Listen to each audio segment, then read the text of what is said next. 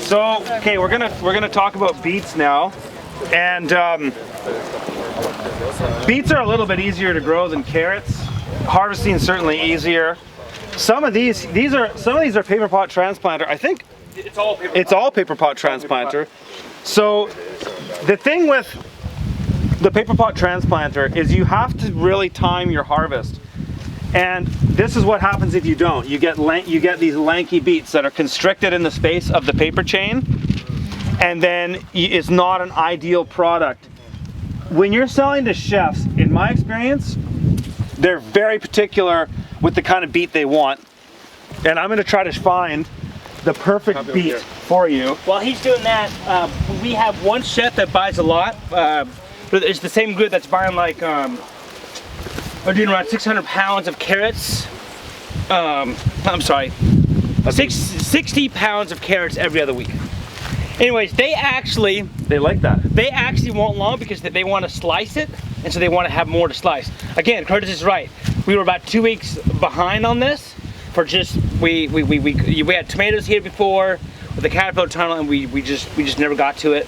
So we're like better late than never. We know we can sell this to at least one guy, but in general, you know, it needs to be like a 2 week. This for high-end restaurants, that is what you want for a beet. Yep. Just like a little bit bigger than it's between a ping pong ball and a golf ball. The top-end restaurants, that's what they want. And so you can get that in a couple different ways. If you want it fast, seeding at a slightly wider density so that you don't do any thin harvesting can work, and then you get it all ready at once, and then it can all come out. So you can crop out the bed and then plant something else. In most cases, that's ideal. You'll have a lower yield though. Like if you were to have a bed, I don't know what the exact yield would be, but if you had a bed that was all perfect beets this size, they'd have to be about 1/4 inch apart.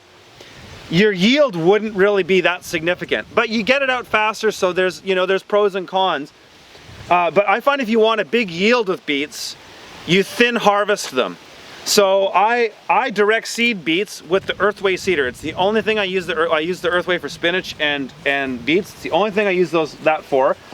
And for golden beets, I'll direct seed 3 rows per 30-inch bed. For red beets, I can direct seed 4 rows per 30-inch bed.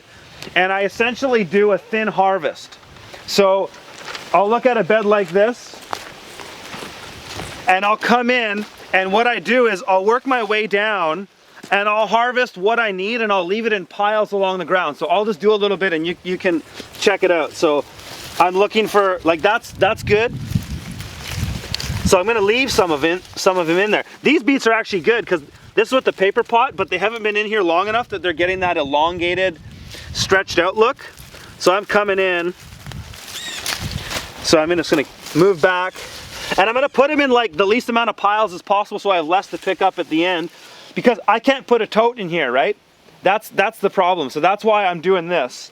But you know, once you get used to this, you can go pretty quick, and I'm just using my hand to move the ideal candidates around. And if you just notice what I did with my hand there is, I was pulling out of a cluster, and I used my left hand to hold the ones down that I didn't want, and then I'm pulling what I want to keep it in the soil. Because if you pull it out, it's not gonna grow back. Or at least not gonna grow back in the way you want it. And you got, particularly with the paper pot, you gotta be careful about that, because if you start ripping out the chains, you're gonna start ripping out other crops.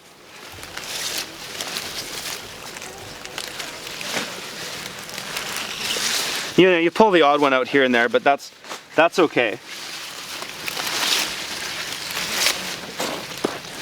So I'm just working my way down, right?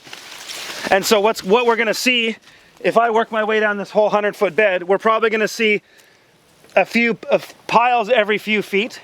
And then once I finish that bed, then I come and get my tote, and I'll just pack those up. So it depends on how you're gonna market them too. Some chefs with restaurants, they want a bit of green on there too. They want, like, essentially they want that. But I find for the most part, people are cool with just like straight up topped, because they do store better when it's completely topped.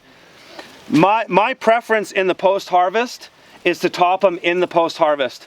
I find that the greens don't tear very well, is when we go to do radish and turnips, you'll see that they tear really easy, and it's fast to do in the field. My ideal way to do this is to get the beets like this, and then I basically get these into totes in big piles facing the same way, and then when I go into the post-harvest, I lay them on the table this way, and I have a pair of scissors, and I can take bunches like this at a time, and I can just go snip, snip, snip, snip, snip, snip, snip, and then compost the greens, and then keep the beets. I find it actually is better for storage to cut it flat, opposed to when I tear, I still have a bit of that. That's the first thing to rot. If you're gonna sit on that for a month, that's the first thing to rot, and you're gonna get mold that builds up around the top, and then it's gonna soften the whole beet, and then it's garbage. So that's how I'm doing it. Yep. I mean, typically we sell ours with the whole leaf. That's what our chefs want. But you know, in the end, like with gold beets, because there's no gold beets available in Memphis, even with like Cisco and some of these other bigger aggregators. So, in the end of the day, they'll take anything as long as it's gold. But they would prefer the whole leaf, because they can use the leaf for something else. Yeah, that's true. The leaf is nice. Like, beet leaves taste like Swiss chard. Yep. So when you get into the foodie type restaurants, they'll like the whole thing because they'll use the whole thing. Yep. Not so much as carrot tops. Like, not a lot of people will use carrot tops. Some kind of like hardcore hippie juice cafes might juice the greens, like juice the whole carrot, but it's not very common. And we're only getting $5 a pound for beets. So you know, if you can charge for the greens too, that's more. That's right. That's more value.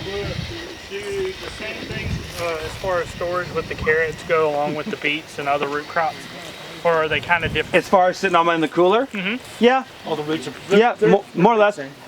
You know, I know one thing that some growers do to sit on beets and carrots for a long time in the winter is they throw water on the floor to increase the humidity in their cooler. Yeah. Have you ever done that? Have you experimented with that? I haven't, because usually, you know, we don't have an issue with that. And you're not sitting on them long enough to either. Yeah, I mean, I think this winter we will sit on them longer, but typically we sit on carrots for a week and they're just gone.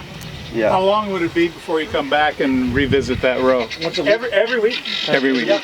And that's kind of what I like about beets. And the way I do them is more or less the same. I haven't done them with the paper pot yet, but I can see this is working. As long as you get them out quick. Like this is perfect.